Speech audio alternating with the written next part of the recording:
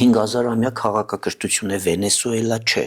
Իրանը եւ միշտ Իրանը բոլոր ժամանակներում ինքը պատվարն է ընդդեմ արևմուտքի, սկսած Մակեդոնացուց մինչեւ հիմա։ Սա ոչ միայն հոգևոր առաջնորդի, այլ նաեւ իսլամական հենց առաջնորդի սպանություն էր, արդյոք սա կարող է դառնալ նաեւ կրոնական պատերազմի սկիզբ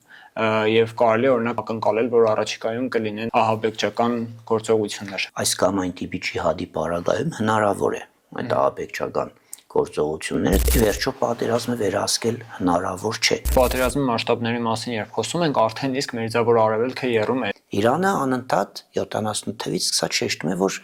սիոնիստական պետությունը պետք է վերացվի։ Բնական է, որ Իսրայելը պետք է մղի գոյության կռիվ եւ այդ գոյության կռվի ճանապարհին ինքը ոչ մի բան հաշվի չի առնելու։ Ադրբեջանը բավականին կոշտ հայտարարություն տարածեց, չնայած զուգահեռ շնորհակալություն հայտնեց մի շարք երկրների, այդ թվում Հայաստանին։ Ինչ ենք մենք արել, որի դիմաց ստացել ենք շնորհակալություն։ Դա չպետք է լինի ի վնաս Իրանի հետ դիվանագիտության։ Որքանով է իրատեսական այս լարված փուլում սпасել Ադրբեջանի կողմից հարձակում, մանավանդ այն դեպքում, երբ որ հիմա խաղաղության խաչմերուկն է քննարկվում։ Խաչմերուկը ծաղրանքի արժանացավ վերջերս Ադրբեջանի նախագահի կողմից խաղաղության պայմանագիր չի ստորագրվել, նախաստորագրված փաստաթուղթ է, այս ամբողջի երաշխավորը ընդամենը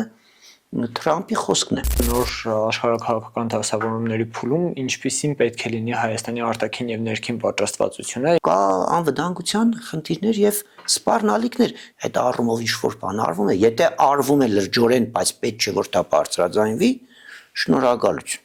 Եթե չի արվում, ուրեմն կներեք, բայց անլուրջ։